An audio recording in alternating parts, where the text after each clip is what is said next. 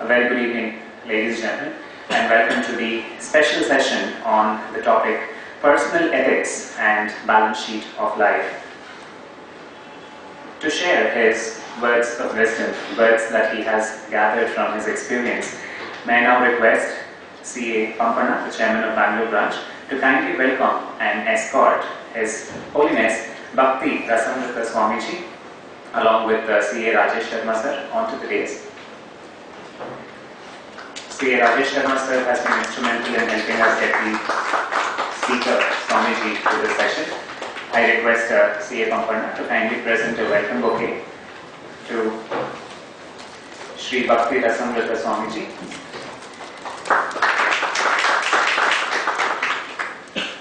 And to C.A. Rajesh Sharma sir.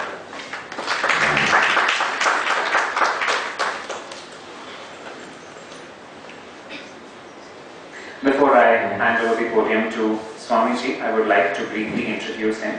His Holiness Bhakti Rasamrita Swami is a sannyasi in the ISKCON tradition. He preaches the eternal message of Sanatana Dharma all over the world, including India, Singapore, UK, USA, Australia and Russia. After his early schooling in the cities of Kolkata and Mumbai, he completed his BE from MS University Baroda and MBA from Bombay University. He has worked for some time in a multinational bank in a management position.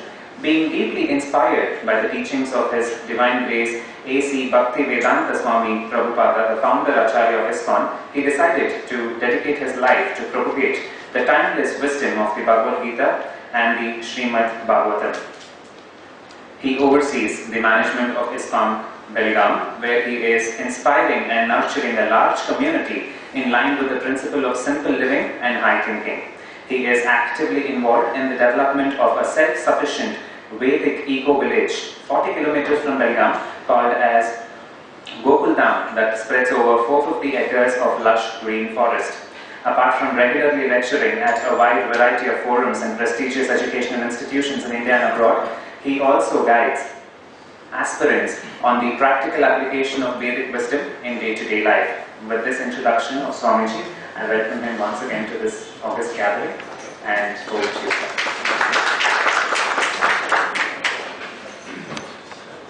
Om Ajnanatirandasya Jnananjanashalakaya Chakshurunmilitam Yena Tasmai Shri Gurave Namaha Shri Chaitanya Manobhishtam Sthapitam Yena Bhutale Swayam Rupakadam Mahyam Dadati Svapadantikam Vandeham Shri Guru Shri Yutapadakamalam Shri Gurun Vaishnavanscha Shri Rupam Sakrajatam Sahagara Raghunathanvitam Tam Sajivam Sadvaitam Savadhutam Parijana Sahitam Krishna Chaitanya Devam Shri Radha Krishna Padam Sahagana Lalita Shri Vishakhanvitamscha Namo Om Vishnu Padaya Krishna Preshthaya Bhutale Srimate Bhakti Vedanta Swamin Nitinamini Namaste Saraswate Deve Gauravani Pracharine Nirvishesha Shunyavadi Paschatya Deshatarine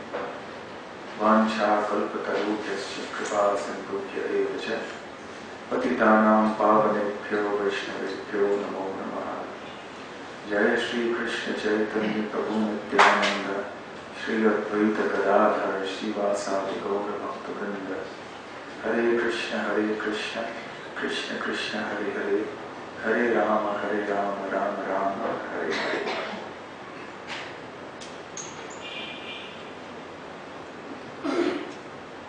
Mr. B.E. Pampana, Chairman, and Mr. Shravan, Secretary of the SIRC of the ICAI, to members of the SIRC of the ICAI, ladies and gentlemen, it is a great pleasure for me to be here amongst all of you this evening to speak on the topic personal ethics and the balance sheet of life.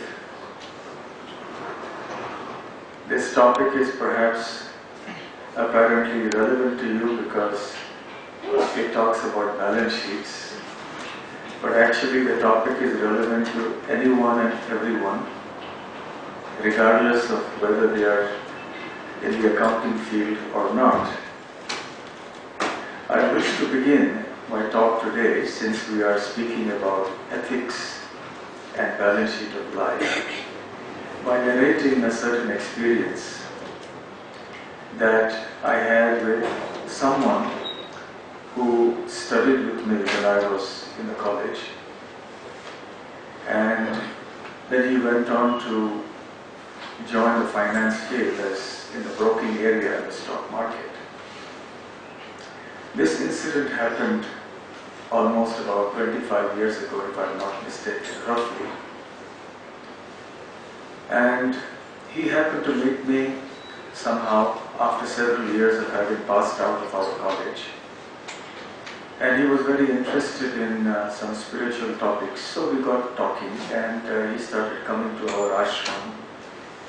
And then he became a regular visitor. He started practicing spiritual life in a serious way. One day, he approached me and said that now that I am practicing spirituality in a serious way, I have a certain dilemma with some professional proposals that I have received. And I would like to get your advice on this matter. So then he shared this proposal with me. The proposal had been given to him by somebody who he knew in the stock market. It was a very tantalizing proposal. From a material point of view, it was a very attractive proposal, at least on the surface of it. Because if he accepted the proposal, there was a very good chance that he could earn a very large sum of money. And by large, I meant it was really large. And for somebody who grew up in a middle-class family, although he was from a business family, but this kind of money that could be earned in a short span of 1 or 2 years was something that was exceptionally tempting. Now, even though he had recently taken to the spiritual path in seriousness, but the offer of such a huge sum of money very likely coming into his possession was something that was bewildering his mind. So then I asked him to speak about the proposal. And he said, if I do this, then this much money will come. But it didn't seem right. There was something missing. So I asked him to speak in a little more detail about what the proposal was. When I heard the detail, I could immediately understand that this was not only an unethical proposal, it was also an illegal thing. And there was every likelihood, apart from the fact that as a person practicing spirituality, well, anyone for that matter, but especially a person practicing spirituality, this was not something he should be doing, because it was unethical for one thing, and apart from that, it was illegal. And there was a very good chance that they would get caught and there would be severe consequences. So he was a little downcast because he was hoping that I would say yes, because the volume of fund was so large. But I said a clear no. But of course he was not bound to accept my advice. It was only an old friendship that made him come to me. And then he went away, and after a day or two, he came back again and sought my meeting and appointment. He raised the point again and was trying to convince me from so many points of view of how actually it was not so bad a proposal. And then he made the offer. He said the same thing. Again I said no. I thought about it, discussed it, said no. Then he came a third time after another day or two more. And this time he was more persistent. And he had thought over the offer. And he said, from whatever money I make, I will give 50% to the temple, to the ashram. So he was hoping that maybe, because after all, the ashram needs funds also. We have so many activities and we have things to construct, and we also have to pay our bills and so many things. So he was hoping that I would say yes, because then if the donation comes, then we can use it for so many noble and good purposes. So he was trying to convince me that this is the way to do. For good purposes, it doesn't matter if the money comes a little this way or that way. So then I informed him that God doesn't need your ill-gotten wealth. He is looking at something more. He is looking at your devotion, at your consciousness, at your surrender. He is not looking merely at how much money you can offer to him. God is not poor. He can fend for himself. We may sometimes need money to serve him and to use for some spiritual purposes, but earning money in the wrong way, deliberately knowing that it is a wrong thing, and then offering it is not something he would be happy to do, I told him. Then he was saying, but so many people come and put money in the hundi. We have every ashram has a hundi. People come and put money in cash, and we don't know who has put how much money. So I said, yes, that is a fact, that someone comes to the ashram, comes to the temple, and puts some money in the hundi anonymously. We have no way of knowing who has put how much and from where that money is coming. What is the color of that money and what is the source of that money. Whether it has been earned in an ethical way or not, we don't know. But at least we don't know. And that system is established everywhere. People come and put the money there. But here I know very clearly, and therefore my conscience will not allow me, my principles will not allow me to say yes to you. So then time passed by. He was very disappointed because he was really hoping that I would say yes. And because of this friendship, he was hesitant to go against my advice. So the months passed, a year passed, a year and a half if I'm not mistaken. Then one day he came to me and he said, I want to talk to you very urgently. So I left all my other appointments and I sat with him. And then he said, do you remember 1.5 years ago, I had come to you with such and such proposal. So I said, I remember very well. So what happened?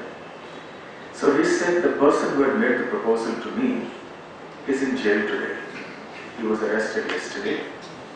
And actually it was the headlines of the newspaper. And this was one of the biggest scams in recent times in the stock market. I'm sure you may know the names, but I will not mention names here. This was about 25 years back. I don't remember the exact year now. And he said that this person is in jail and he is in complete misery at this point in time. And he wants to contact me. That means him, his friend. And he said, I have switched off my phones. Of course, those days we didn't have mobile phones, were not so common. And I don't even think they had come in at that time. So he said, I'm not taking his calls. And his position is very, very bad right now. The newspapers were all full of this information.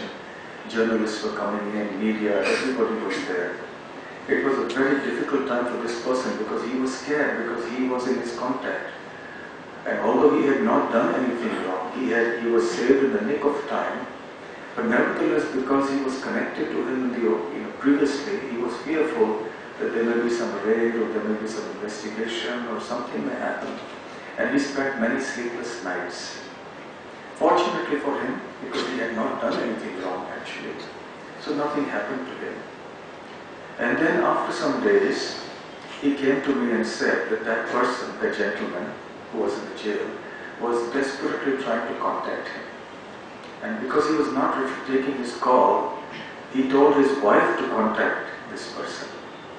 And his wife finally managed to contact him.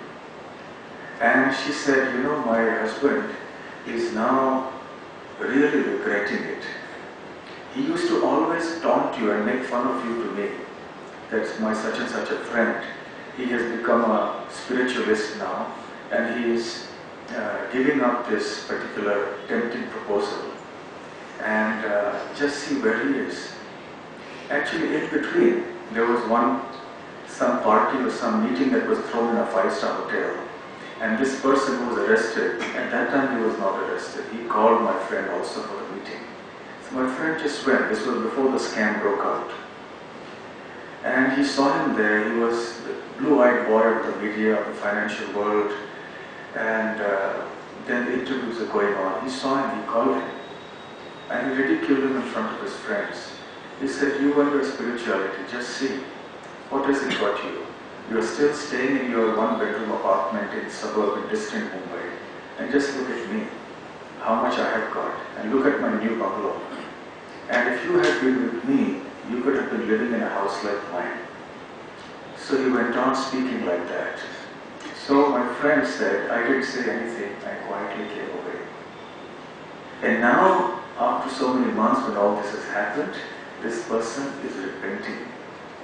He said his ashram has saved him. Had I also listened to him and gone to his ashram, I would not have been in this position today. And so this friend of mine remembers this incident. Actually, even recently when he met me, he reminded me, do you remember 25 years back, you actually saved me in a nick of time. For I would have, otherwise my whole life would have been ruined, my career spoiled, my name would have been spoiled, I would have been in the jail for many, many years.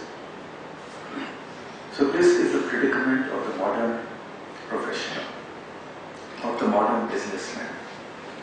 Of anybody who tries to do or tries to be successful in any field, be it as a doctor, as a lawyer, as a businessman, as an executive in a corporation, or as a chartered accountant.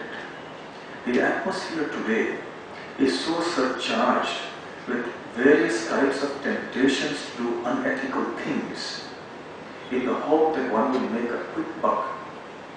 And because it has become very rampant in all spheres of life, and because the philosophy of the society today is eat, drink and be merry, so therefore it is very hard for people to resist that temptation. Only people who have very strong ethics and principles are saved. Because they resist, they have that strength, that inner strength to resist the temptation to do things that are wrong. And as far as ethics are concerned, every profession has its own particular standard or codes of conduct. Chartered Accountant Association, you have your code of ethics, very strong code, a very elaborate code of ethics. Mr. Rajesh Sharma was showing me some FAQs which you had printed, and I was going through it last night, so many questions. But naturally you have to do it, because that's the way you will protect your fraternity from doing things that are bad and getting the whole profession into disrepute. Then the lawyers have their own code of ethics. The doctors have their own code of ethics. Different professions all have their code of ethics, but all have their own ethical challenges. The medical community is faced with severe challenges today. So many unethical practices go on, unfortunately today. Be it what is commonly called cut practice in common language, that you go to a general practitioner, he will direct you to a consultant, and the consultant will pay him a commission because he has directed him to him, the patient to him. Or there are instances of unindicated investigations or surgeries. That means investigations that are not really required. But because the recommending doctor will get a cut from that pathological laboratory or whatever, so he recommends. Similarly, amongst lawyers there are ethical challenges. And about the challenges that are faced in the community of chartered accountants, you are all more aware than I am.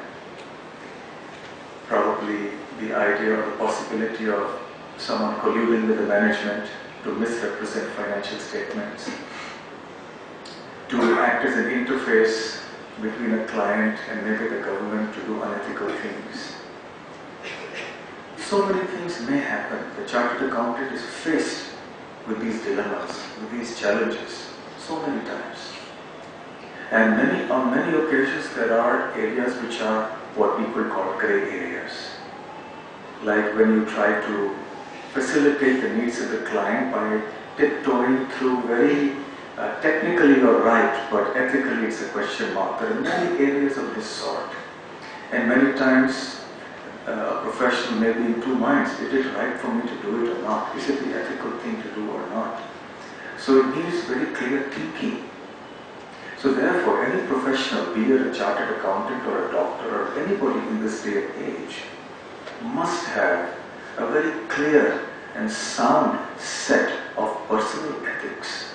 In addition to the professional ethics that his or her profession will have, it is necessary for the individual to have his or her own personal ethics.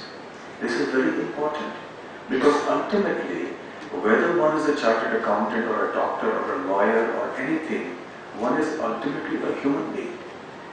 We are humans first and foremost. And as individuals, we should have our own set of values and attitudes and ethics.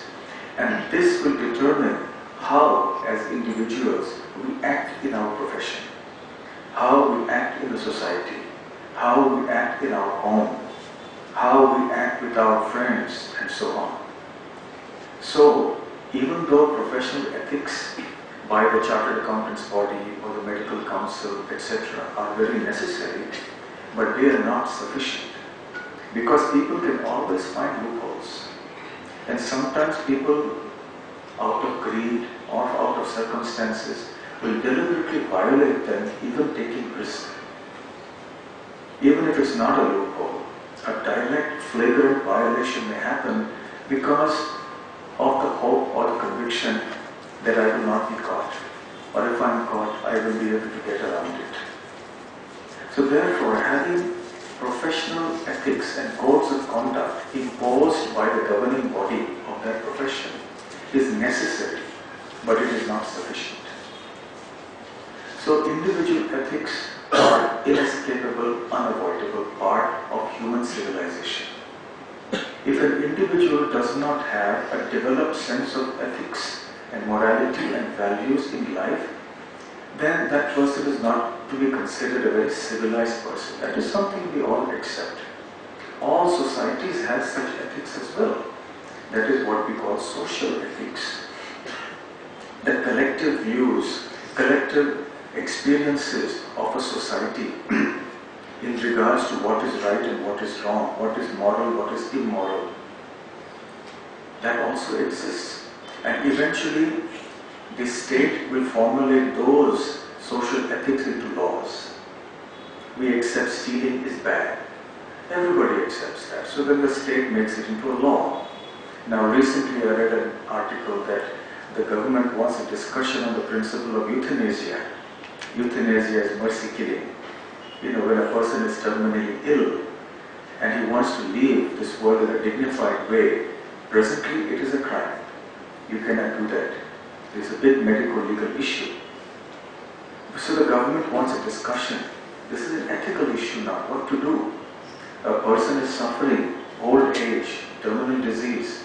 Should he not be allowed to leave this world on his or her own rather than just lingering on and suffering and prolonging the suffering? This is one ethical issue. Recently we had issues of juveniles committing very, very terrible crimes. So what to do? Should we lower the age of where they can be punished? So these issues keep coming up in the society. But at the end of it all, whatever laws the parliaments may pass, whatever the codes of conduct the professional bodies may have, if the individuals do not have a strong set of personal ethics and values, these things, these other sets of laws will not be completely effective. People will violate them sooner or later, even at great risk to their whole life. Like that gentleman who was the leader of the scam on the stock market which I spoke about. He surely understood the risk of it. He was a brilliant man, very bright. But that greed was so overpowering that he was willing to take that risk. So then, what is the cause of this whole situation? Why is it necessary for us to have individual ethics? Because the nature of this world is that it tends to pull us down. You know from your experience, water always goes from top to the bottom. It is very easy to develop bad habits, but very difficult to give up bad habits. It is very difficult to acquire a good habit, but very easy to give up a good habit. So this way everything goes in the world. There is a natural tendency for a flow from something good to something bad, from something high to something low, from something pure to something impure. That is why we have to keep cleaning our bodies. We have to take a bath, we have to clean our homes, we have to clean the places where we stay. From clean to unclean is a natural tendency of this world. So in this world we are all in the path where we flow towards doing something that is not right. Therefore it needs a strong set of ethics to counter this force of the world. Mostly these things have come by the medium of religions, the different religions of the world. The religions, among other things, have also imposed on their practitioners a strong set of do's and don'ts, morals, restrictions and so on, which are in a way good because they regulate human conduct and give the person a higher cause for living, without which a person will just flow with the current of the world. Today in India, and actually all over the world, but particularly in India, the issue of corruption has become a very big issue, isn't it? And it is quite common for people to blame politicians for it, because many of the scams they come in the political world. But is it really a correct analysis to only blame politicians? Whichever politicians are doing these scams are certainly guilty of misconduct, but are these politicians the only ones to blame? After all, these politicians have not come dropped in from the sky, isn't it? They have come from the same society from which you and I come. They are a product of the exact same society. They also share the same hopes, the same aspirations, the same values that we all have. And what are the values that our society currently has in India? Even though we are a country with a long history of religion, of spirituality, and so on, but the fact of the matter is that we are a very materialistic society. And therefore, even for people who will go to temples or churches or mosques and so on, they have some material thought behind when they go to pray. And they will try to find some loophole to come out of that also. It reminds me of a little joke, that there was one businessman who went to Tirupati Balaji. Now, as you know, Tirupati Balaji is a place where people go for asking many things from God, because he is very wealthy. I believe he is the highest income taxpayer in the country, isn't it? So they go for asking things. So this businessman was on the verge of having some nice contract, some business deal. So he went to Balaji, Tirupati, and stood in front and prayed that there is this deal coming in which I expect to get 10 lakh of rupees. So if you make that happen, then I will give you 5 lakhs. So he made a deal with Balaji.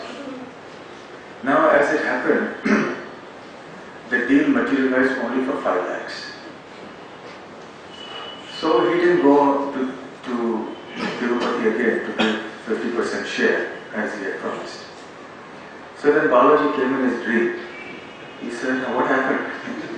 You were supposed to come and give me 50% and you didn't come."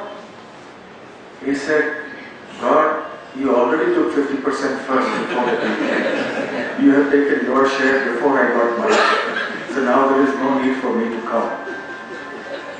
So nowadays, even people who go to temples and churches and mosques and gurudwaras and whatever other place of worship have a very materialistic conception of religion. Even religion is approached in that way, that it is a means to fulfill some material goals. So even true religion and spirituality is contaminated by such mentalities. So today our society is plagued with the idea that money is success. Money is the thing that is most important in life, most worthy of achieving.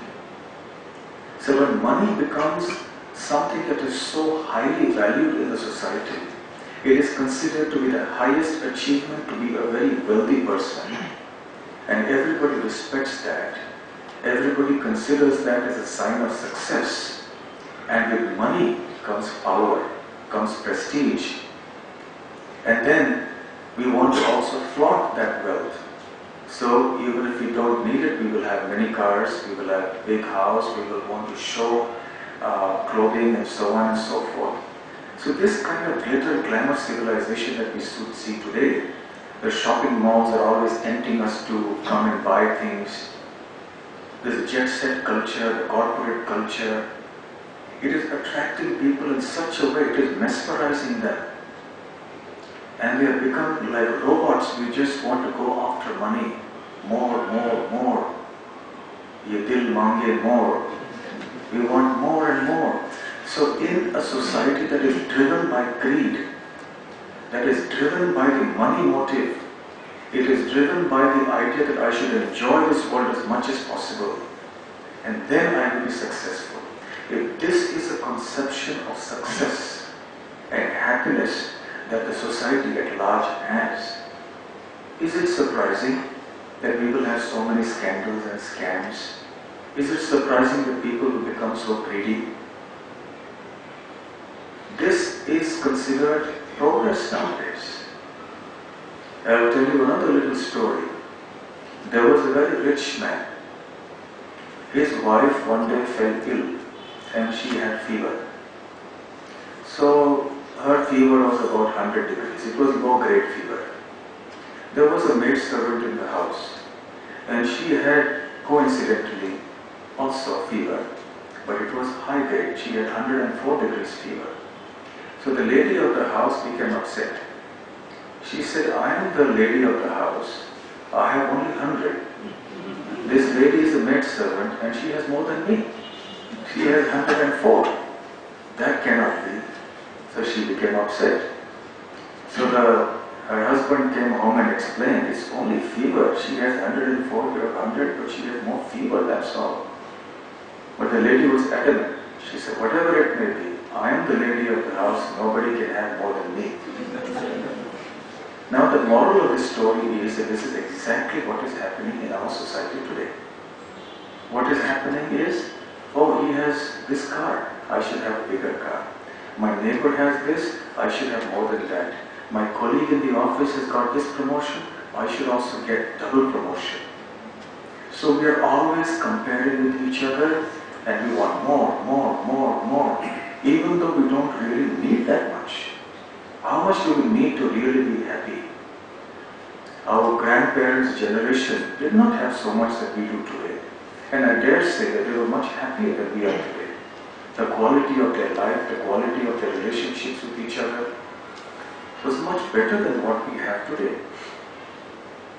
So in this atmosphere, where we have this kind of philosophy, where the fever of material acquisition is just rising and rising, and where the more you have the desire to acquire, the more you desire, that is considered progress and success, what else can we expect? Therefore, for even a person from a good cultured background to maintain his or her sanity and equilibrium in the midst of such temptations and such social values around in the world, it is very difficult. Therefore, it has to begin. It has to begin from childhood. It has to begin from the home. We are what our upbringing is. Eventually, whatever values we have are mostly those that have been inculcated in us by our elders. In our home, very largely so, and to some degree by our school and other elders. So today, if you want a situation in the society where there will be some ethical standards, there will be codes of conduct.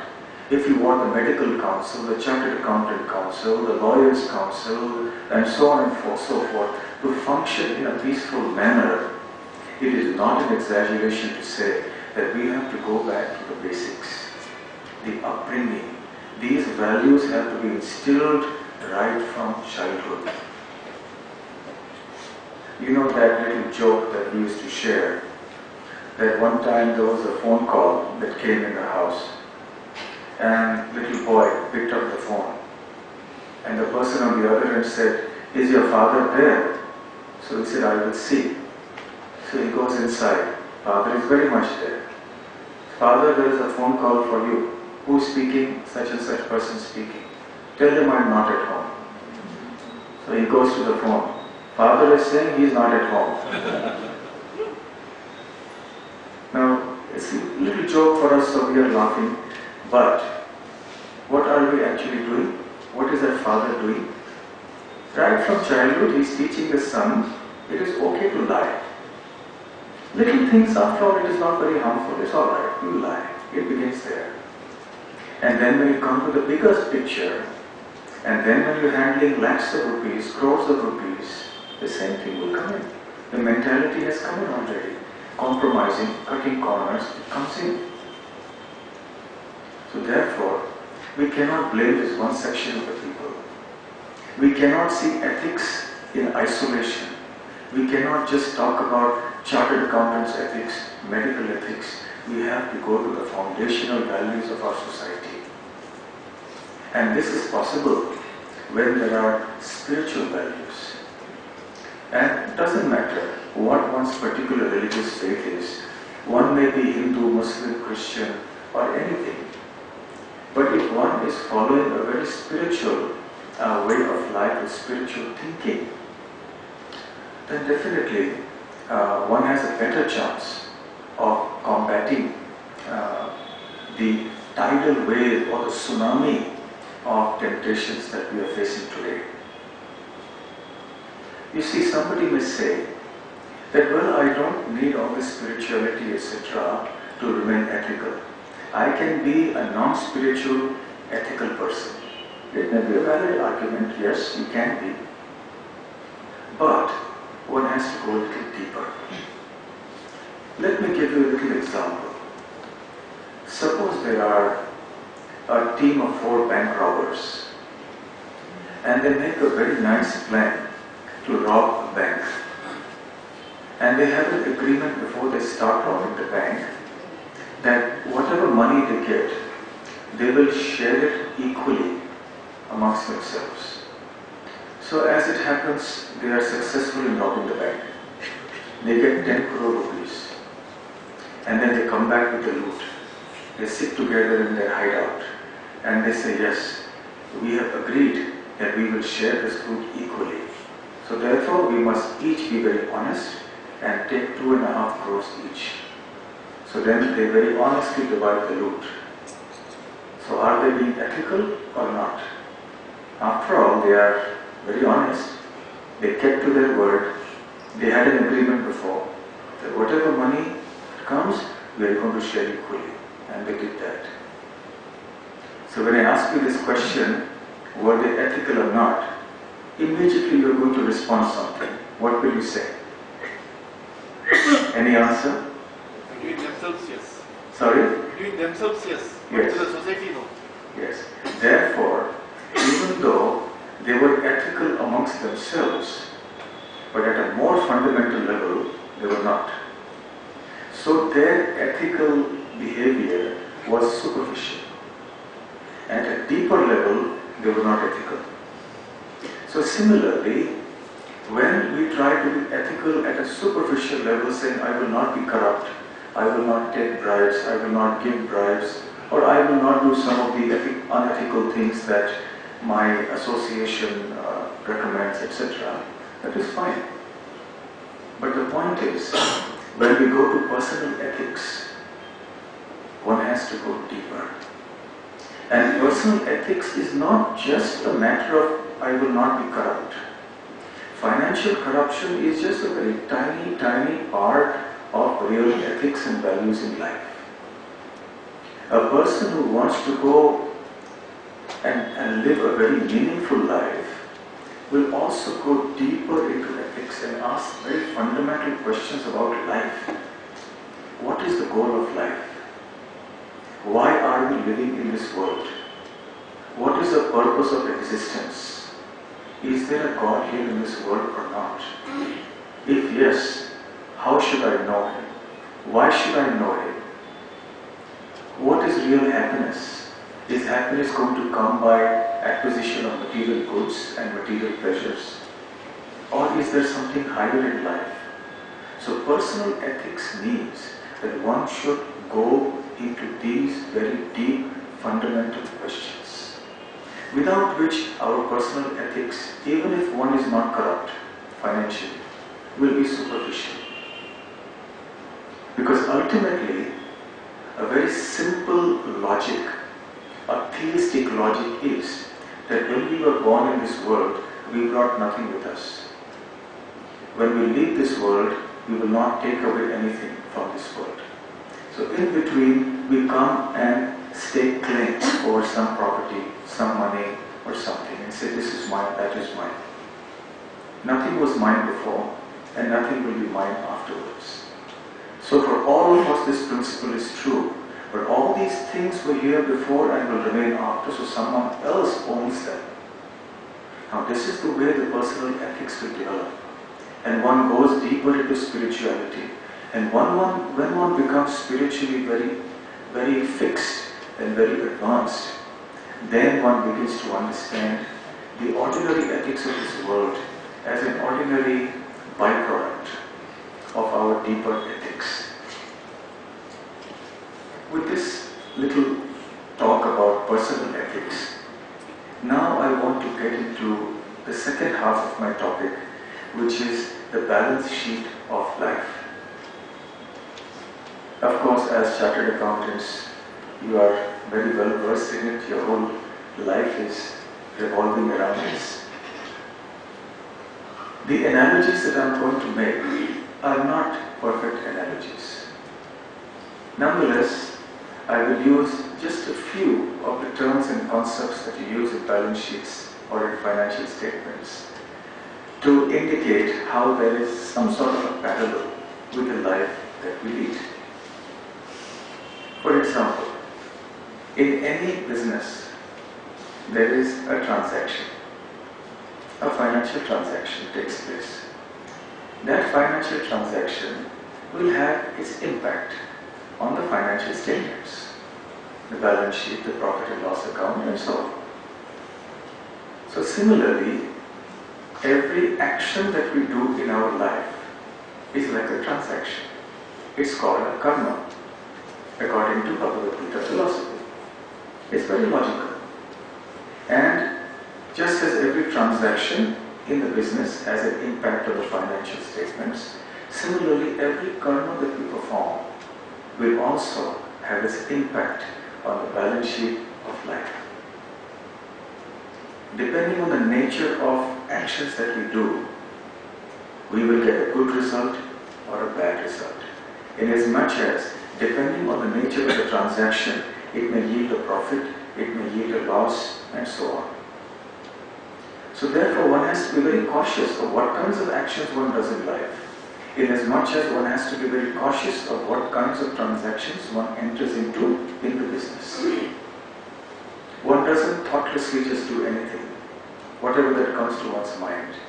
A good professional, a good businessman will be very thoughtful. And even if sometimes there are risks, it will be a very well thought out risk. So this is the law of karma, understanding that actions have their reactions. And then gradually, the assets and liabilities build up. Good actions, good karma yield good reactions which come in the form of happiness, material happiness, some contentment, some pleasures of life. The bad actions we do come back in the form of some pain, some distress. And in any business, there are thousands of transactions that go on through the financial year or through the accounting year. Similarly, in our life, there are thousands of actions we do every day. Actions in terms of our physical actions, our verbal actions, that is our speech, and also our thought. So all of them will generate some reaction. It will have an impact on our happiness or distress. So therefore, a thoughtful person, an intelligent person, will always think carefully about what kinds of actions he or she performs. And one has to have a standard. How does one know whether this is right or not? For doing a business, there are certain standards of judging whether this will be a good decision or not. So similarly in life, there are reactions to our actions, and we must be aware of the different reactions that will come to the different actions we perform. Sometimes people say, why do you spiritual people moralize so much? So the answer is, it's not a question of moralizing. It's a question of understanding consequences. If you're prepared for the consequences, you do your actions with full knowledge. Somebody smoking a cigarette becomes a chain smoker. But alright, you have the freedom to do, but know the consequences.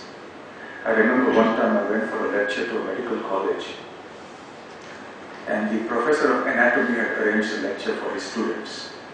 So before the lecture, he took me to his laboratory, and he showed me the different things they show the students. And he showed me lungs, cut up lungs of a person who used to be a chain smoker.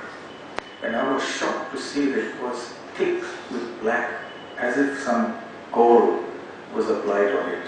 I could not believe it. I thought it is some model or something like that. He said, no, it's a real lung. And because of excessive smoking for many years, this coating has come on his lungs. So there are consequences. Some consequences are easier to understand than others. Cigarette smoking, easy to understand. Alcohol drinking in a large way, and then cirrhosis of the liver and so on, relatively easy to understand. But there are other consequences that are more subtle, not so easy to understand. And therefore we need some superior guidance. We need some superior sets of laws. Some code of conduct that is given clearly and explained to us.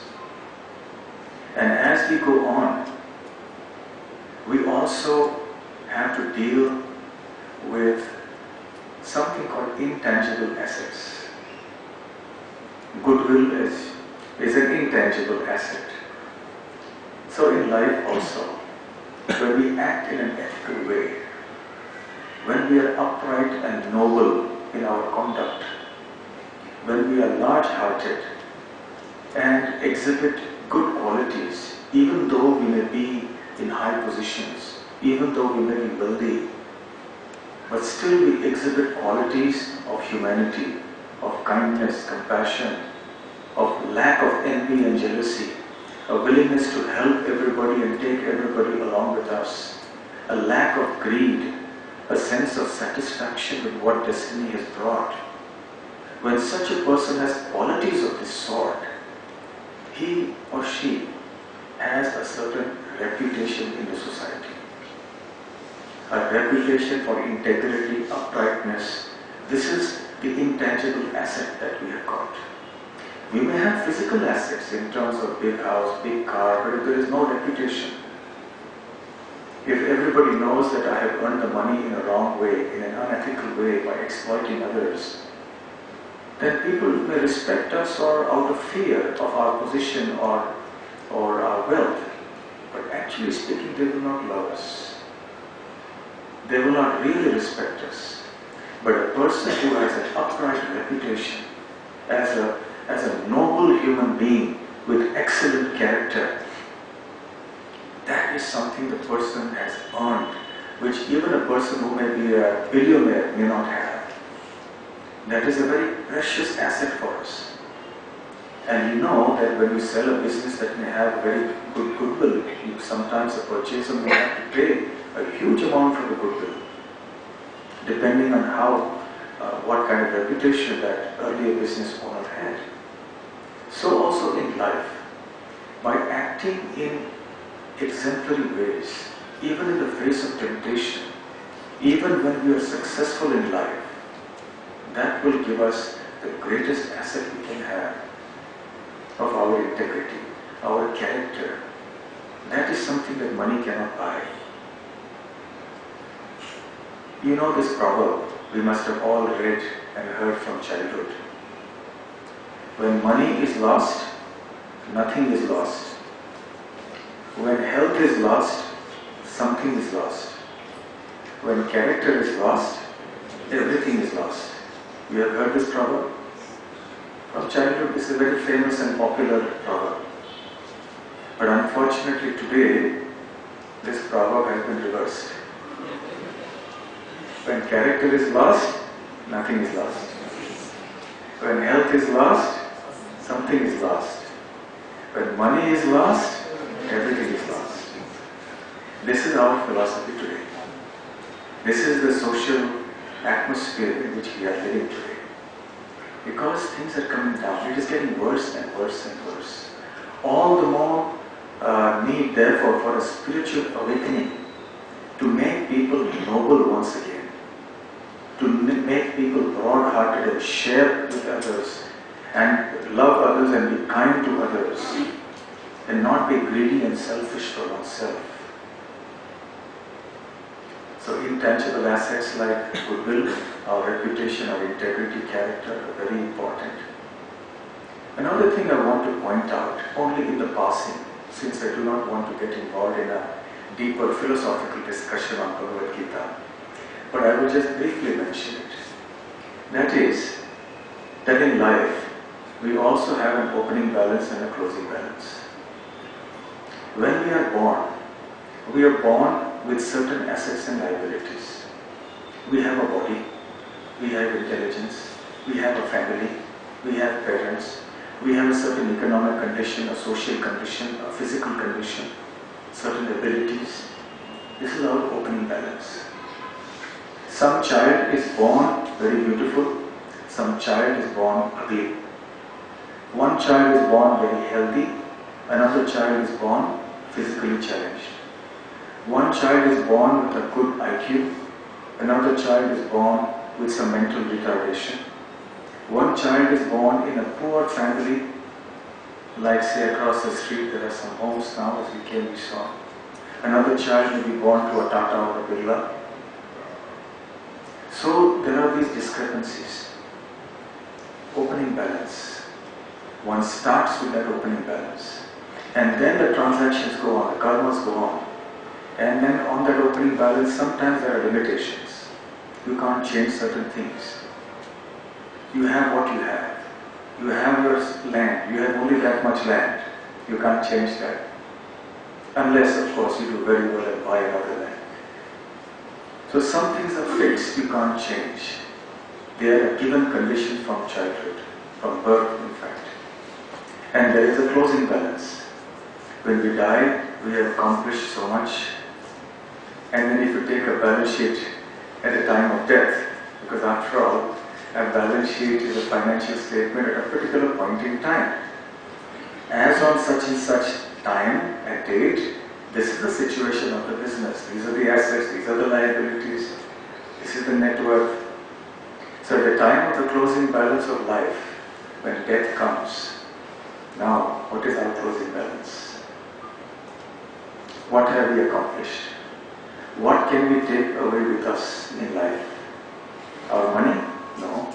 Our house? No. Our cars? Family? Our prestige? Nothing.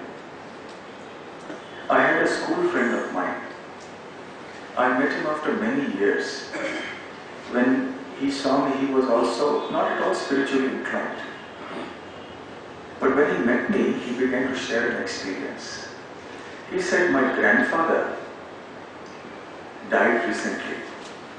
So I said, I'm sorry to hear that. He said, I want to tell you some incident that happened, some discussion I had with him. He said, my grandfather was a rags to riches story. He came from a small village in Gujarat, penniless. He came to Bombay. And by working hard, he slowly made money. And he became a millionaire. And then my father took over his business, and my grandfather still continued in his business. And today we are a very wealthy family.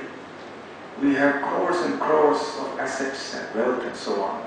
We have so many factories. And now my grandfather was on his deathbed, and he specially called me. At this time, this boy, he had just finished his graduation. So he must have been in early 20s. My grandfather called me and he said, "Look, I want to tell you about what I'm feeling now. You know the story of my life, what I have done. Today people are saying I'm very successful. People are glorifying me. My name comes in the newspapers.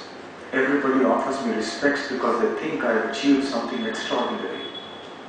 But today I was also thinking like that. But now, when death is facing me, I have realized one thing. I want to tell you what I have realized today, and I don't want you to make that same mistake." What is that? He said, "I feel I have wasted my life. Because whatever I have earned, I'm not going to be able to take away. I worked hard day and night to earn this money, and I neglected God. I neglected my spiritual development. And now when I am on the doorstep of death, I'm repenting. What have I done with my life? What have I achieved? Have I really been successful?" And he said, this was very touching. He said, "Normally I'm not a religious person," he said. "But after hearing the experience of my grandfather, then I became touched. And I decided, so I'll come to you. Because you are my friend, so please tell me something. What should I do now?" Very interesting experience. So when the time for the closing balance comes, what is our balance? And what is going to happen? Are we going to take it away? It will all be left here. And I want to give you another little analogy. And that analogy invokes a certain fundamental concept of the Bhagavad Gita, of which I will only make a passing mention. And that is a concept of the going concern, of a business being a continuous entity that goes through many accounting years. Each accounting year has its own transaction, its own opening and closing balances, and the business goes on and on and on. Theoretically, it can go on unlimitedly. So similarly, life is a going concern, according to Bhagavad Gita. The opening balance and closing balance represent birth and death. But where is that opening balance coming from? In a business, the opening balance is because it is brought down or carried forward from the previous year. So also when a child is born in these different circumstances that I mentioned to you, where is that diversity coming from? What is the reason for one child being born like this and another child being born like that? There is no logical explanation, even from the point of view of modern science, except by saying it happens by chance. But chance is never an explanation. Chance is only an admission of our ignorance of the real cause of something. In this world, things don't happen randomly by chance. Things happen under the superintendence of some intelligence. So obviously it indicates that there is some carry forward here. So where is it coming from? From a previous accounting year. That means the previous closing balance is that there was some change in that and we started off here in this life. So the Bhagavad Gita speaks about the Atma, about the soul, which is eternal, which is never destroyed. The body is destroyed at the time of death, but the soul is never destroyed. And the soul moves from body to body, body to body, and this is called the samsara chakra, the wheel of samsara. And we have to analyze, why is this going on?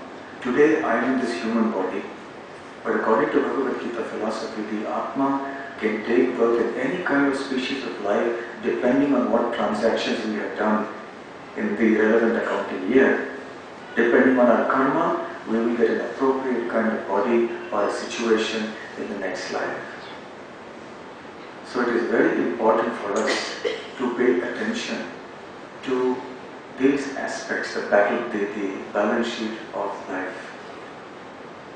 Because life is a going concern, we are looking only at this one accounting year. But that is not enough. We have to consider that there was a past and there will be a future, and we have to prepare for the future.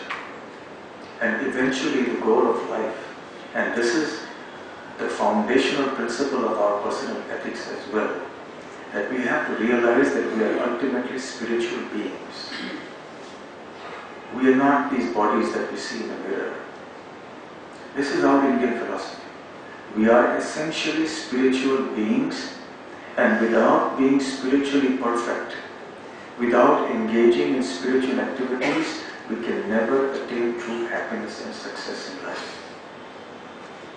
So if we genuinely want to analyze our own balance sheets, then we have to take that into account. Life is, of course, not an easy thing. Just as we need guides when we are studying accounting or engineering or anything, similarly, for spiritual development also, we need guidance. We need textbooks. We need the company of fellow students. And then we make progress in life. And then our balance sheet, our profit and loss account will then be perfect and yield perfect happiness for us. What those spiritual activities are too detailed and perhaps out of the purview of my talk today, since this is just an introduction. But I want to emphasize here, I am not talking about a particular religious faith. Whatever your particular religion that you belong to or you follow, that is fine. But we need in this world today a very sober, a very sincere, level-headed understanding of spirituality and religion, which can restore some sanity into our life, so that the balance sheets of everybody in life can become very happy and blissful. I thank you all very much for your very kind and patient attention.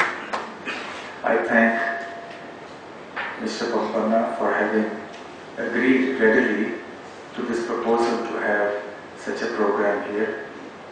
Rather unusual topic for all of you. I was looking at the list of topics below, and this topic is nothing resembling that, but I dare say it is a very, very important topic. And finally, I would also like to thank Mr. Rajesh Sharma, at whose initiative this program has happened. I hope and pray that this session has provided some food for thought for you. This could not naturally be an exhaustive discussion, but if I have provoked you into thinking a bit about this and induced you to venture into wanting to know more about this, then I think that my talk today would have been successful. I thank you very much, and I believe there is some time we have for questions. So I will now throw open the floor for questions. You may feel free to, what is this procedure usually you have? Raise the hands and ask, or do the right and raise the hand? Okay. So the mic will be circulated, and you may please feel free to ask any relevant questions. No, it's fine. It's okay.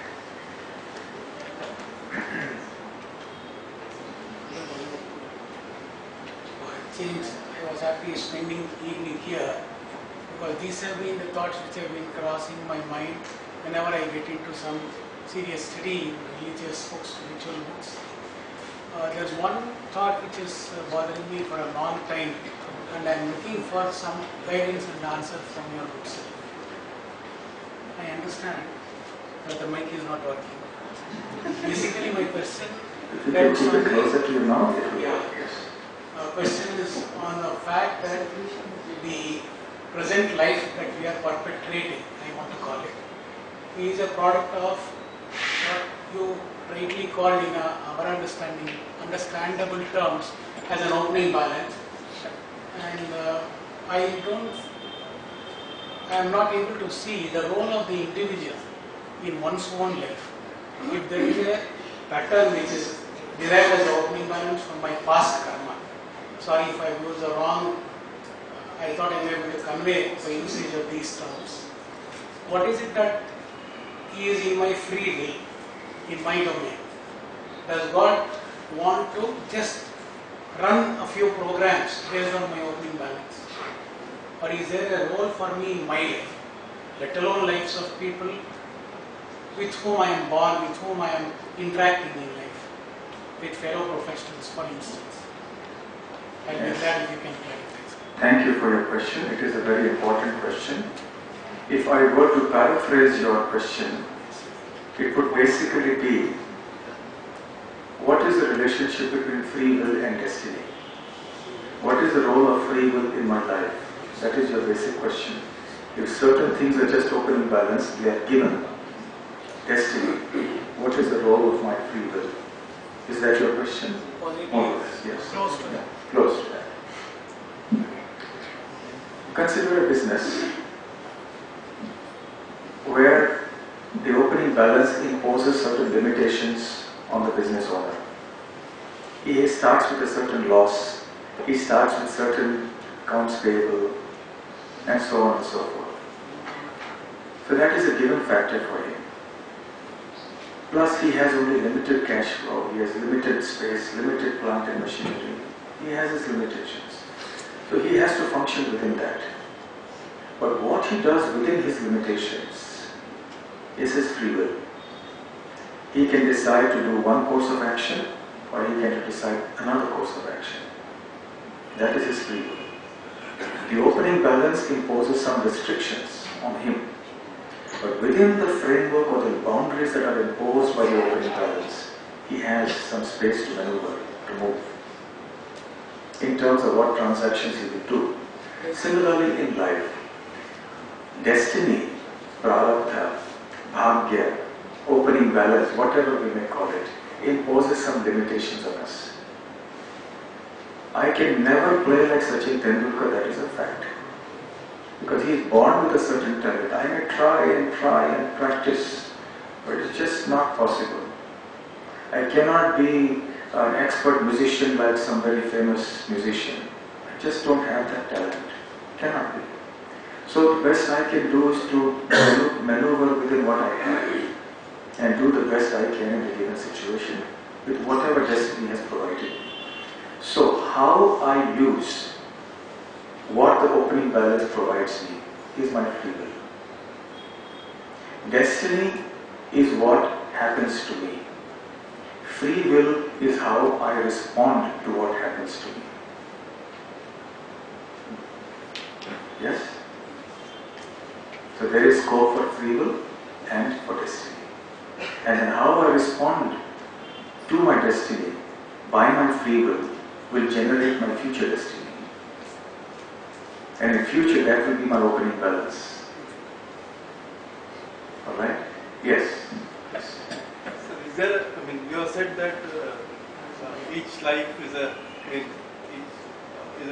separate balance sheet. I think the mic is not working, maybe I was not able to hear. Yeah, you have said that each life is a balance sheet, we can have a balance sheet type of a thing. So can we have a monthly balance sheet, right? Like let's say for each stage, let's say I am 25 years, 50 years, 75 years. Can I draw up a balance sheet to see what is it I have done and what is it? Yes, indeed. How do I do it? The first and foremost we talk about it is good for a person to take stock of his or her life. Where am I going? What do I want to do in my life? Especially we have to ask ourselves these fundamental questions. Who am I?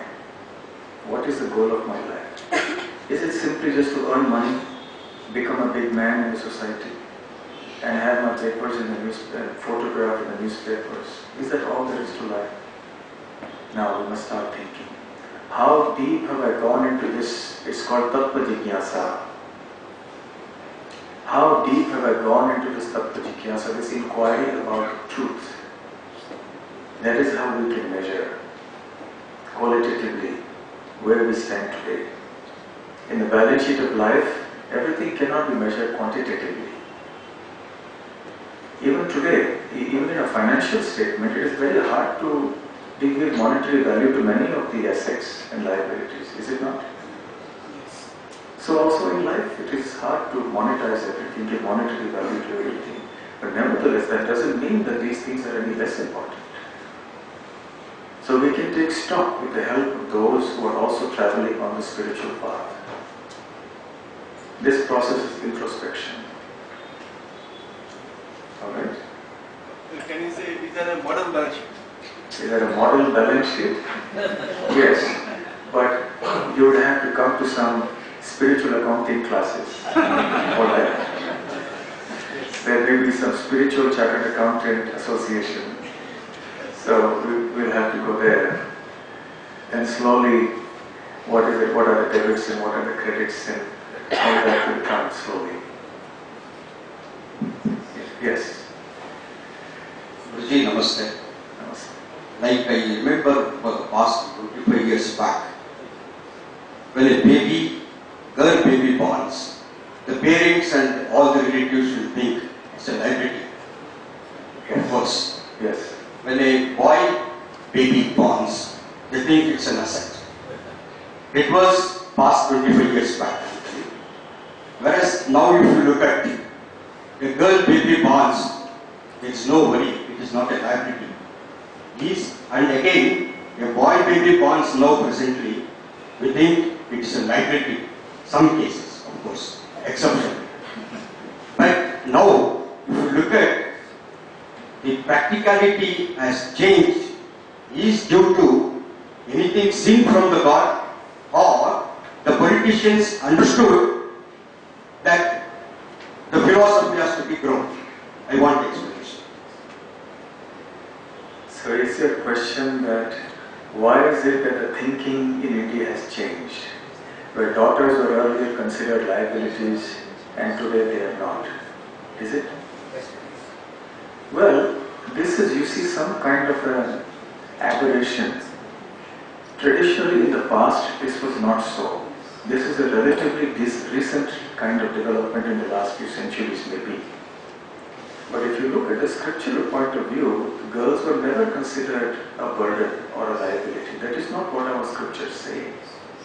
It is something that started somehow, some time ago. And today thinking has evolved, so people appreciate neither boy or girl are necessarily assets or liabilities, and both may become assets or liabilities depending on how they turn out in life. Okay? But that is not exactly what the scriptures say. Yes? Guruji, what you said is we need to draw a balance sheet. For a business entity, we have a time frame from April to March or so to speak. In a life, what happens? My opening balance starts with my birth, and the closing balance ends with my death. Now, who will draw my balance? I'm not in a position before that. Okay, let me tell you one thing. Do you have And connect to this, in business we have many software to record the transaction. In my lifetime, I have not been it is impossible to record my transaction of good and bad. No doubt I may have some percentage thinking, yes, I may be doing good or I am doing bad. But how exactly we can record this process? To draw the balance Thank sheet. you. We have the annual balance sheet, but don't you also have a quarterly statement? Don't you have monthly statements? You may have weekly statements. So it is not that you have to wait till the accounting year end to do this. You are doing it as an ongoing process, isn't it? Actually, in many cases, on a daily basis perhaps. I don't know, this is not my field. So on a daily basis you may get it. So likewise with your spiritual accounting. In Tally we can get it transaction. So even here in life, with every activity you can do. You see, fundamentally the point I want to make as a slight aside, I forgot to mention that. When I talked of a very important point, that it all begins with the upbringing in the home. And it may be seen as a surprising thing to say in a chartered accountant's meeting, but it's very fundamental because it's connected to the whole ethics issue. Today, most Indian parents, what do they want their children to be? Tell me. Many want chartered account. They want the child to be very wealthy, lot of money, have an excellent degree. They will work him or her so hard in the school so he gets excellent marks, excellent college, excellent job, lot of money. And if he goes, settles down in America, that's all the better. Or Australia. They want the person to become very wealthy, very famous, very big, live in a good condominium, very big house. These are the normal dreams that modern day Indian parents have for their children. In other words, today the society has become, the values have become such that we want our children to be dhanvan. Dhanvan, you understand? Wealthy. Who has wealth.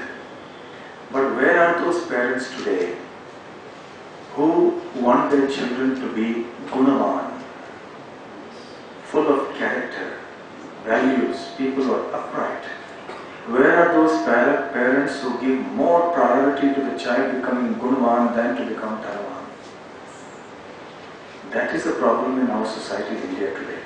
Till that changes, we will not expect any real major changes in the ethical situation or unethical situation in India, whether in the financial sphere or any other sphere.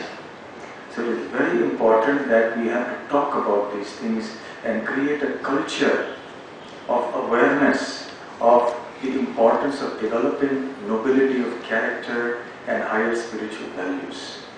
Then money can be used very nicely. Being rich, being a big person is not a crime, not a sin. Certainly there is no problem in that if one has these spiritual values. If one is gunavan, then one will know what to do when one is dhanavan. If one becomes dhanavan without being gunavan, then that dhana or that wealth will be most likely misused. Yes. Good evening, everybody. My question is, do really God exist? And I have heard about there are certain ways you can reach higher. One way they Certain say ways you can reach higher spiritually. higher. Okay. They say Bhakti Yoga is one thing. They say sitting and chanting God's name will definitely help us move higher in our hierarchy. How does it work? I mean, is it like we just sit and chant God's name and it will give us some kind of an enlightenment? How is it that we Thank move you. ahead? Okay. So your first question is, does God exist? I was at an airport one time and two young girls, must have been 13, 14 years old, not more than that. They came up to me, I don't know them, and they saw me in this dress. So they asked, can you prove that God exists? So I said, here and now in the airport? You want me to prove it? So then I had a little chat with them, that even to prove a little mathematical equation, you need to have some knowledge of mathematics, isn't it? Suppose you are a mathematician and you make a theorem, and I come to you and say, prove it to me. And I have not studied mathematics beyond second standard. That is my knowledge of mathematics. And you say, all right, and you give a very eloquent proof mathematically. Will I be able to understand anything? No. In other words, to understand even the proof of something, we need some qualification. We need some background. We need some training. Even to ask the right question, we need that. So similarly with God. And this applies to all spheres of life. So also we need the right education. Then yes, we can definitely prove God exists. It's a very logical thing. It is a very rational thing. As I was mentioning, things don't happen by themselves. The things that are so organized in this world, the sun rising at the same time, fixed time, that you can predict hundreds and thousands of years in advance, everything going in perfect unison, all the laws of science are so symmetrical and so perfect, so precise. It is as if somebody has calibrated these laws and fixed them, set them to a certain degree, and everything is going on nicely. So yes, God exists. And how to realize God and how to understand God, again the process is given in the scriptures, in the different religions of the world. You have very correctly mentioned Bhakti Yoga, which is a process of realizing God by the process of devotion.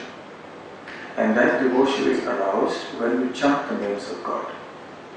Whatever your religion, you chant the names according to your religion, that's fine. But this process, it is transcendental, it is spiritual sound vibration. Because God is spiritual, so chanting the names of God is also a spiritual activity. If you want to wake up somebody, if you speak loudly, wakes up because of the sound. So similarly, the soul is right now, so to speak, asleep. So we wake up the sleeping spiritual soul by chanting these spiritual sounds, the names of God. And by doing that repetitively, it changes our consciousness. It's called mantra meditation. Meditation on the sound vibration of the names of God. It's a very scientific process. And we have many of our MD and such professionals who do research and writing papers on this in the medical journals. They are showing empirically how, when somebody chants, how it affects his parameters of the body, the way the heartbeat and various other kind of parameters. So this is how the name of God acts. It clears the cloud of confusion from our consciousness. It's something like cleaning a mirror of dust. When we see a mirror that is very dirty, we are not able to see ourselves or who we really are. But when we clean the mirror, to the degree that the mirror is cleaned, we are able to see ourselves. So similarly, at this point in time, because we are clouded over by material consciousness, by the understanding that I am this physical body, I am not able to understand who I really am. But when I start chanting the names of God, this cloud of confusion is cleansed. And then I am able to understand who I am. That I am a spiritual entity. That I am a soul. I am not this body. I am part and parcel of God. I have a connection to God that is eternal. It is a connection of bhakti, a connection of love. And I must revive that connection. And that is the ultimate goal of my life. That is how the chanting of God's names works. Swamiji, regarding comparison and competition. Yes. We always compare the child for education matters, in Yes. business also compare. Yes, all the religion says we should not compare one person to other person. Now it's all life is different from one person to other person. Without compare, we can't compete. How we have to overcome this? Actually, competitiveness is one thing which when we have to compare the persons nearest to us, then only we can compare him or something like that. We also compare the child who has got less marks in one subject or something, we will be comparing with other kids. And then only the kids also move in the right direction and taking and achieving the marks and something like that. Comparison and competition, how we have to overcome this, whether we have to compare or not, and to reach the competition in the present world we are facing and all. Thank you. I'll try to answer that. Competition that is healthy, that is nourishing, may be alright. But the kind of competitive spirit that we see in the world today, and even the kind of competitive spirit that the parents in India are forcing the children to be under, is very, very oppressive. And today, enlightened educationists are coming up with many alternative models of education. Even today, it is a very popular thing. Even in Bangalore, we have many schools which are offering alternative education systems. Because they know that this kind of oppressive, competitive spirit that is inculcated in the children is very harmful to them. And right from childhood, they are put into this stressful situation which psychologically and physically is not good for them. Actually, do you know which is is the country in the world that has the highest rate of suicides? India. US. Japan. India. Japan. I forget the data, but it is practically like, I think 1 person a minute or something. I forget the numbers now. It is astonishingly high. For the 13th, yes, the figure is for the 13th year in succession, there was every year not less than 30,000 suicides. So you can calculate 30,000 in 12 months. So per day, how many? So someone can do some quick arithmetic and see. And most of these suicides are young people. Many of them schoolboys and schoolgirls. Because in Japan, the competitive spirit is at a peak. And they are so much in that work mode. They live in the office, they work in the office. The pressure to perform is so strong that these people can't take it. I personally had a very good school friend of mine. He was always a topper. Every exam and every class he was first ranker. He got into IIT, Bombay IIT. He went in the first year. In the first semester he came second. He didn't come first. He hung himself in the hostel room from the ceiling fan. This is the nature of competition. Brilliant boy. This is the nature of competition and what it does to our children. So we are stifling the creativity of our children. We are making them into robots. We are pushing them, oppressing them into doing things that are not really good, that doesn't make them wholesome citizens. Because we are imposing our worldly aspirations on them. Because we are also hoping that he should become or she should become a very qualified person and earn a lot of money. The same philosophy is going on. But modern education now is going back to the old days. You see, it's surprising how the future is in the past. How people are going back to the ancient wisdom and realizing we have really gone off the mark somewhere. We have really gone beyond. So we have to put the brakes now on this oppressive system of competition. There are many schools nowadays that have started, and I know one of our devotees who is doing it. He started a school where they don't affiliate to any of the boards, CBSE, ICSE, SSLC, nothing. They're giving a completely alternative system of education. These things are coming up now. Sometimes competition also helps others in business. Provided it is healthy. But today the competition is not healthy. You see, stress, for those of you who are familiar with graphs, when you plot stress against certain limits, then the stress curve goes up like that. And beyond a certain curve, then the productivity just comes rapidly down. That is called a stress threshold. So if you're operating within that part of the curve, which is healthy stress, that is good for us. We all need that inspiration, that encouragement. And coming here, there is some stress. Okay, I have to prepare something. What am I going to speak today? Healthy stress.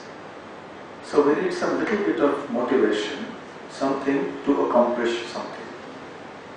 But when it crosses that curve, then it becomes very unhealthy and increasingly so.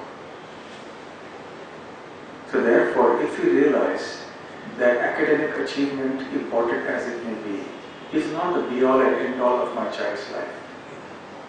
And even if the child gets admission into some very esteemed institution, is not the be-all and end-all of his or her life.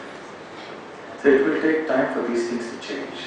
Our society will have to go through some upheavals and some very tragic things for us to come to realize that this kind of an intense competitive sphere activity is not good for us. And therefore in business also it is like that. Cutthroat competition which makes people do unethical things and undermine each other. Nature has sufficient resources for everybody. I think it was Mahatma Gandhi who said, there is, what was that quote? There is enough in this world for everybody's need, but there is not enough in this world even for one man's greed. So if we work on reducing that fever from 104, 100, 98 normal temperature, then we will all be okay, satisfied, and we will not be victims of this false idea of progress and development. This whole glitter and glamour conception of progress and development. Then that will eventually tell on our educational systems also. I hope I was able to answer your question to some degree. Yes? Answering the question, the answer given by yourself. If I continue with the question and the answer given by you. See, I'm practicing chartered accountant, a wife, probably a few months down the line a mother too. So should I sit in one corner, awakening my soul, or do my duties? How should I move ahead in the spiritual field? Okay, this is also an important question. You see, when we talk of duties, we have varieties of duties. But there are two types, broadly speaking. One, duties within the world, and the other is duties beyond the world. So what we do is, in every accounting year, we are giving importance only to the activities of that accounting year. We are not doing any long-term planning for the future. So similarly, our duty to God is actually our foremost duty. That should not be neglected. But the two are not mutually exclusive. It does not mean that if I am fulfilling my duty to God, I cannot fulfill my duties in this world. Or that if I am fulfilling my duties in this world, that I cannot fulfill my duties to God. Actually, when you take the shelter of the process of yoga, then you see everything as a holistic, integrated whole. You don't see one duty as being separate from another duty. Then your God consciousness permeates all your other departments of life, your profession, your family, your health. Everything comes under the one umbrella of God consciousness. Then you act as a spiritually minded person. So to answer your specific question, no, you don't need to simply sit down and do, carry on, but have a healthy sense of balance. Today what has happened is, we have lost all sense of balance. Because we have lost that sense of proportion, so money, enjoyment, glitter and glamour have become the overall dominating influences in our mind. So we think this is it, and we have completely neglected the spiritual part of our being. So what we need to do is to lower that temperature, fever. Bring it down to 98.4 degrees Fahrenheit. Normal temperature. We are not saying go down to 95 degrees. Keep it at 98.4. Don't let it be 102, 104. So when you bring it down to 98.4, which is a normal temperature, then you will have sufficient time to do all your duties and chart out your timetable in such a way that you can fulfill these different duties in your worldly life and also your duty to God, like chanting the names and so on. So we shouldn't be over-ambitious. Shouldn't we work hard towards something we really want? That is why you need spiritual knowledge to understand what we should be ambitious for and what you should plan for. What kind of goal should you set? Everything begins there. What kind of desire should you have? What kind of ambitions should you have? Even in professional life, there will be some limitations, isn't it? Like I cited that example of this friend of mine who was tempted to go into a stock market scam. So that there was an idea, there was a plan, there was ambition. It was a wrong ambition. So also, not all ambitions are good simply because we have it. Also, there is something that has to be seen from a spiritual perspective. We have to see that ambition from a spiritual point of view. Is this ambition something that is wholesome? If it is ambition for the sake of ambition, no. That ambition must be meaningful. That must be purposeful. That ambition must be something that will help me in a genuine way, in a deep way, and it must be something that will help others in the world around me. If it is ambition only for the sake of ego, not very fruitful. So what we should be ambitious for? What kind of objectives and goals we should set in our life? These are also important questions. And these will be automatically answered when one develops spiritual knowledge. Alright? Last question. Okay. How do we start our spiritual journey? How do we start a spiritual journey? The same principle applies for all fields. How do I start becoming a chartered accountant if I want to? If I want to, let's say I'm a student, what should I do? First of all, I have to be with other students who also want to be chartered accountants. I want to be, do you want to be CA? No, come on, you should also be CA. Very good, okay, I will also be CA. Yes, I want to be. So we should be around people who want to be spiritually also knowledgeable and strong. And what else do we need? Then we need to go to some classes, we need to read some books, we have to study for the entrance, CA entrance exam, yes, work very hard for it.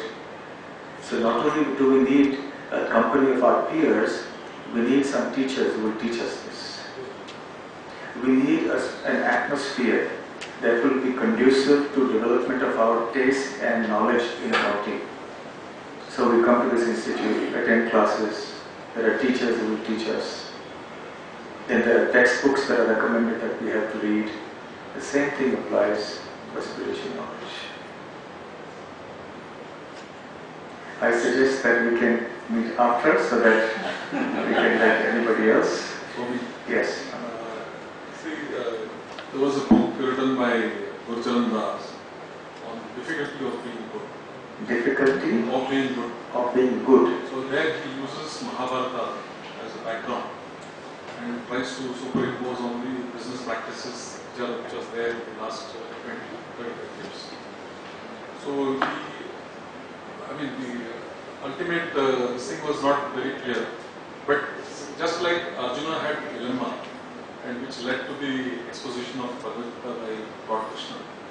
So similarly in our lives, at what points of time do we have to await this kind of awakening, or is there other ways of getting these things awakened in ourselves?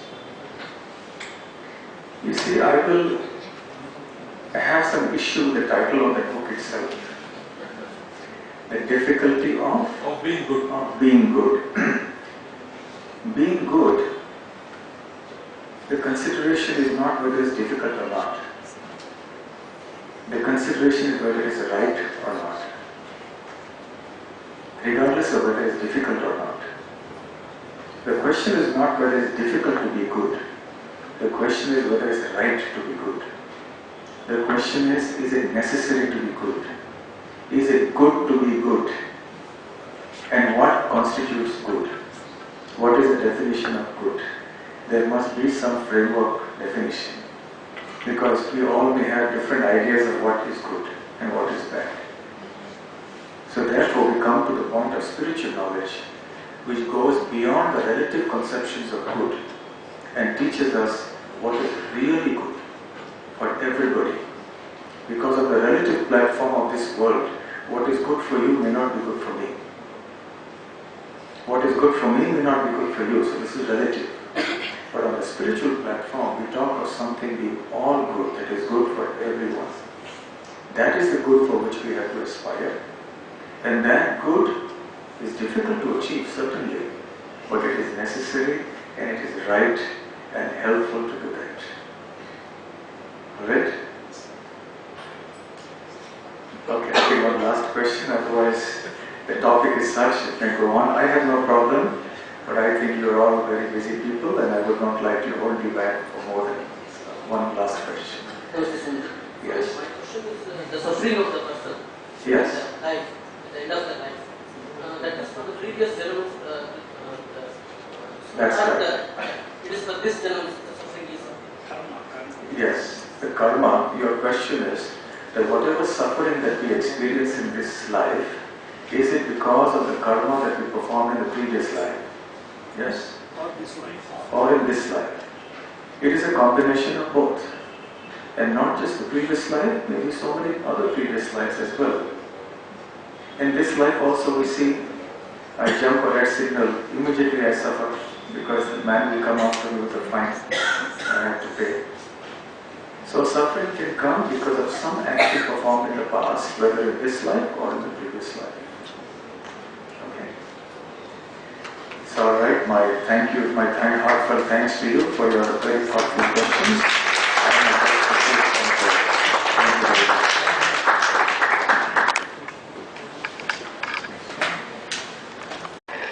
On behalf of the Bangalore branch of ICI, let me take this opportunity to extend my wholehearted thanks to Sri Bhakti Rasamrita Swamiji. A big round of applause, ladies and gentlemen.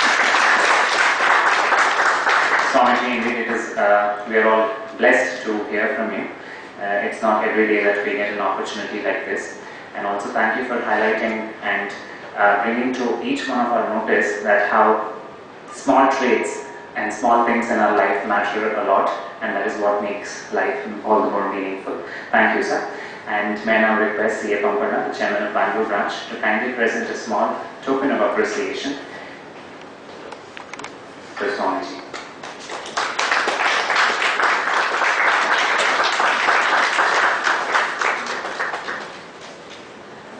Ladies and gentlemen, a couple of announcements before we close today's session. We are having a RRC, that is a regional residential course in Hampi, which is being jointly organized by the Bangalore branch along with the Badari branch of ICI on 18th and 19th of June in Hampi. People are requested to kindly register as soon as possible. There is an early bird discount as well if you are registering before 30th of May. And the second announcement is, as you all are aware, we have the Karnataka State Level Conference, which will be for 2 days again. That is on 16th and 17th in July. People are requested to register yourselves for this as well. Thank you. Have a nice day.